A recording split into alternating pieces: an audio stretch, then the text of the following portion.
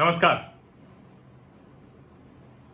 चीन जिस तरह से उसने दुनिया भर में अपनी साजिशी ताकत का इस्तेमाल किया है, अब उसके जितने खुलासे होते जा रहे हैं, जितनी बातें पता चल रही हैं, तो उसमें लग रहा है कि दुनिया के देशों ने चीन को समझा नहीं या जानबूझकर आंखें मूंदे रखी और उसने कहें कि शायद कोई ऐसा क्षेत्र नहीं है जिसका उपयोग अपने तानाशाही को, अपने क्रूर शासन को मजबूत करने के लिए न किया हो। और उसने रास्ते सारे के सारे निकाले, वो लोकतांत्रिक देशों के थे। चीन को लेकर मैं हमेशा कहता हूं कि वो चमत्कारी देश नहीं है, वो चोर देश है। उसने दुनिया भर के जो रिसर्च थे, दुनिया भर की जो यूनिवर्सिटीज काम कर रही थी, दुनिया भर के जो साइंटिस्ट काम कर रहे थे, उन सब को चुराया। जैसे उसकी जो सबसे बड़ी मोबाइल, जो कहें कि सबसे ज्यादा जो प्रचलित जो मोबाइल फोन है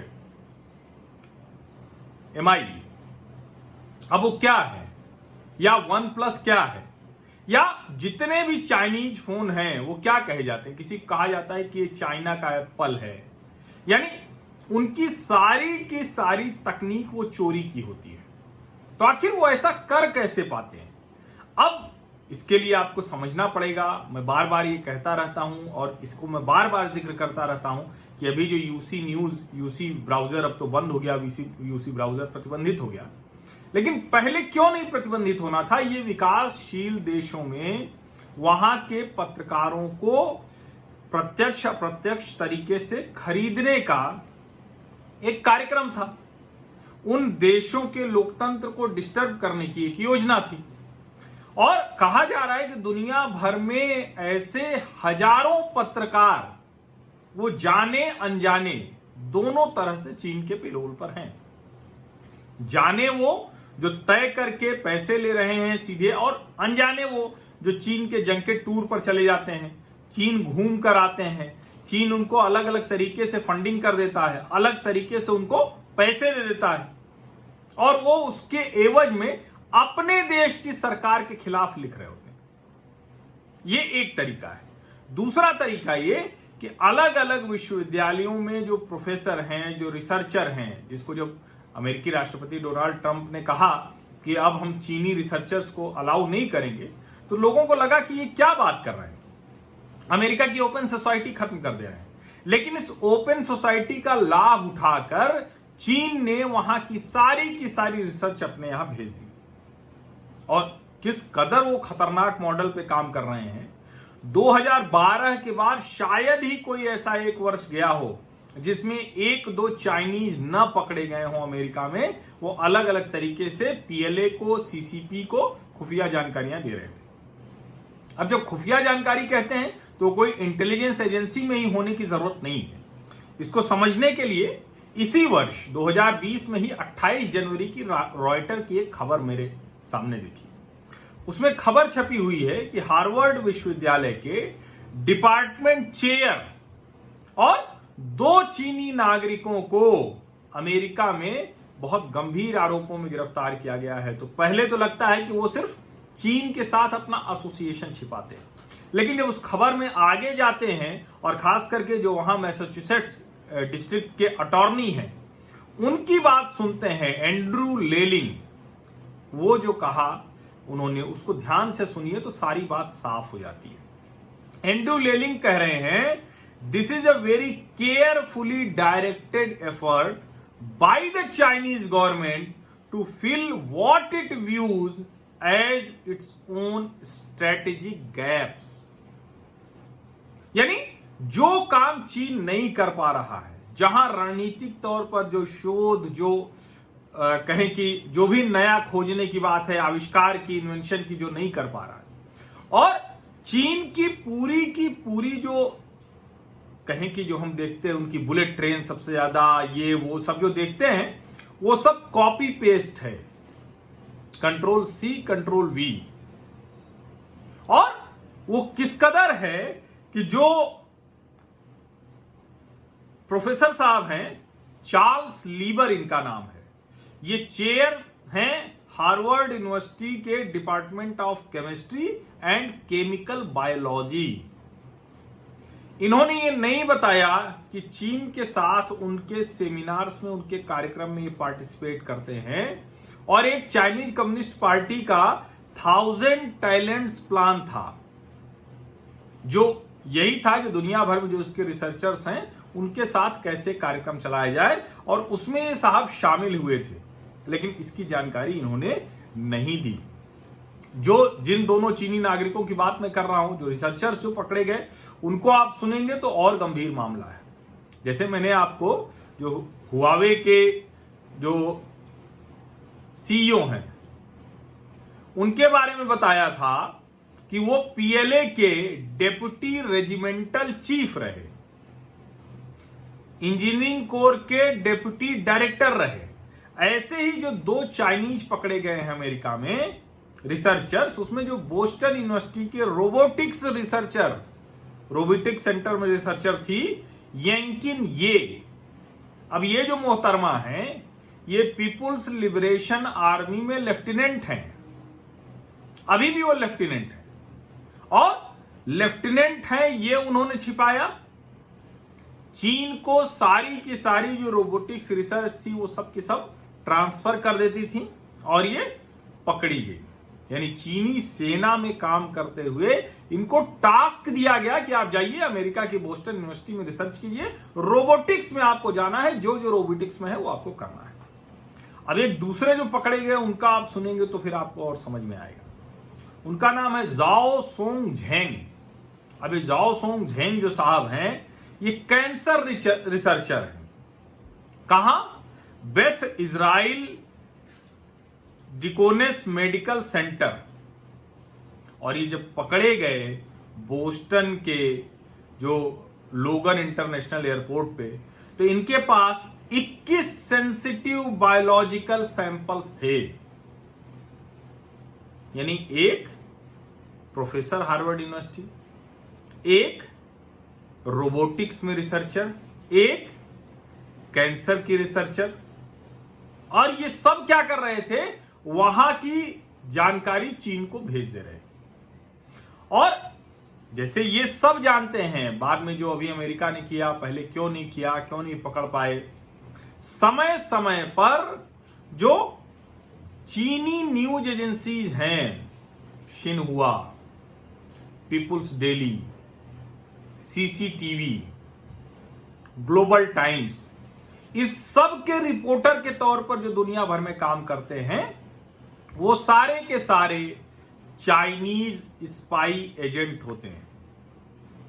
लेकिन अब विश्वविद्यालयों में इस तरह से पूरी की पूरी फौज बैठा दी है, पत्रकारों को दूसरे देशों को खरीदना शुरू कर दिया है या अनजाने में उनको प्रभावित कर दिया है, और अब तो और आगे मामला बढ़ गया है। अच्छा, ये प्रोफेसर चार्ल्स लीबर हैं, जो एफबीआई, अमेरिका के एफबीआई बता रही कि इनको बीजिंग ने $1 मिलियन दिए थे।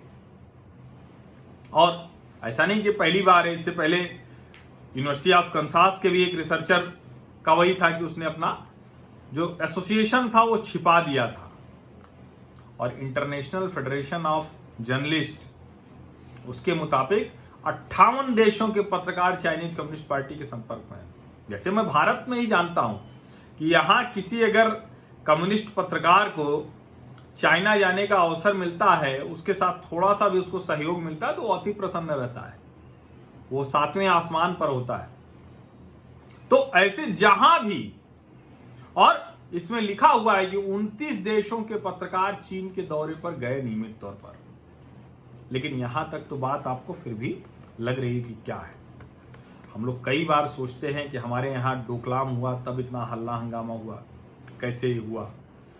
हमारे यहाँ जब सेनाएं, चीनी सेनाएं हमारी बाउंड्री में घुस रही थी, तब हमारे ढेर सारे पत्रकार और नेता वो बयान दे रहे थे। तो आखिर वो था क्या? चीन की आलोचना क्यों नहीं कर रहे थे?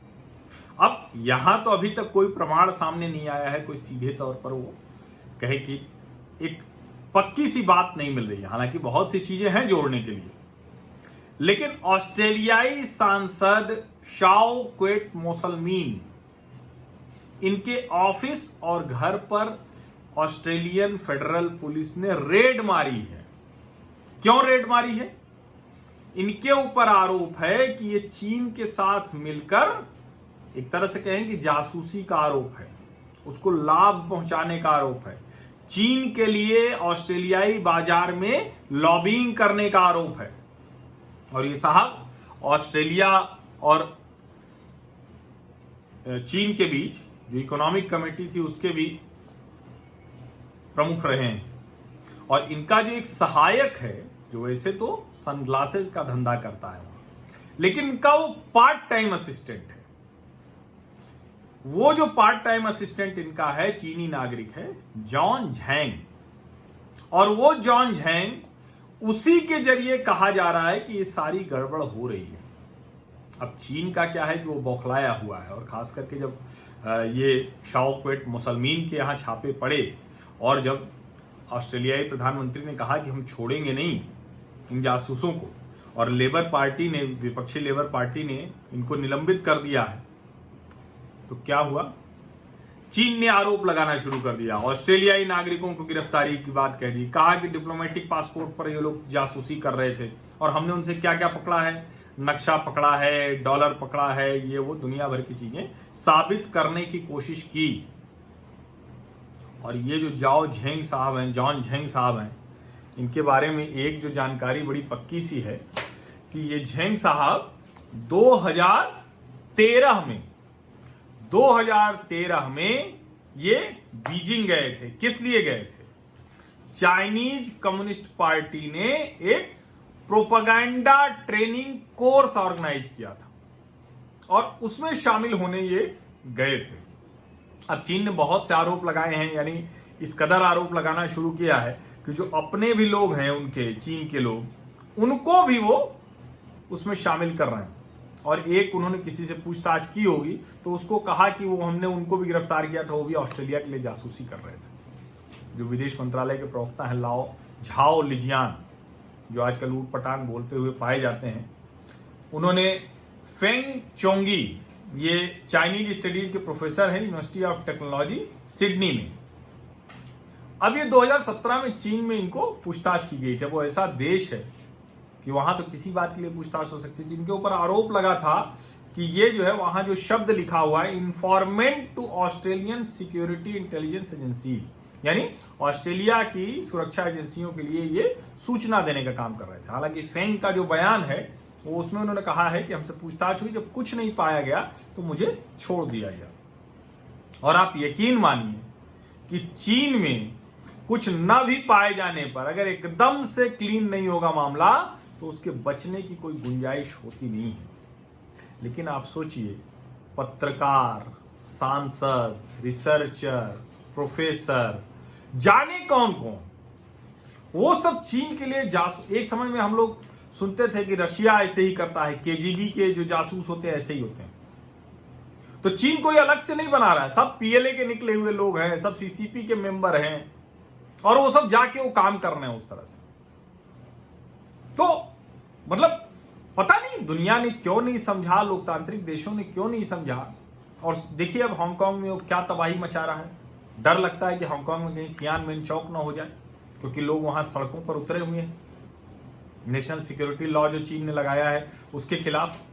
लेकिन इतना जरूर तय है कि चीन संकट में है। चीन अब बुरी तरह से घिरा हुआ है और पिट रहा है। अब उससे जवाब देते नहीं बन रहा है। बस इसको तेज रखना है, इसके झांसे में नहीं आना है, इसके झांसे में कतई नहीं आना है। और भी जो चीन की खबरें हैं, चीन अपने देश के पत्रकारों के साथ क्या कर रहा है वो मैं अगले वीडियो में आपको बताऊंगा।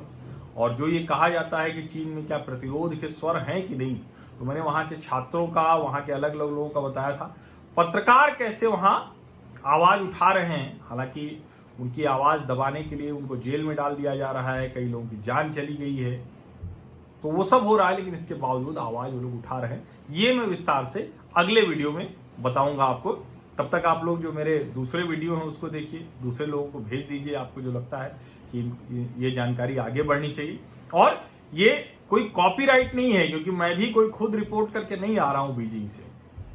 न तो मैं सिडनी गया था ऑस्ट्रेलिया के, और न ही मैं मैसाचुसेट्स गया था। सब दुनिया भर की रिपोर्ट पढ़ता हूं, वो आपको बताता हूं, और आप मेरे सामाजिक परिवार के सदस्य होने के नाते हकदार हैं इसको अपनी जुबान से बताने के लिए। आप स्वतंत्र हैं, इसको मजे से बताइए। अगर आपको मेरा वीडियो भेजना ठीक लगे तो मुझे बहुत अच्छा लगेगा, ज्यादा लोग देखेंगे, ज्यादा लोग सामाजिक परिवार में शामिल होंगे। लेकिन इसकी कोई बाध्यता नहीं, बाध्यता बस ये है कि यहां तक आए हैं तो सब्सक्राइब करके जाइए और नोटिफिकेशन वाली घंटी जरूर दबा दीजिए, जिससे आप मेरे सामाजिक परिवार के सदस्य पक्के तौर पर हो जाए। बहुत बहुत धन्यवाद।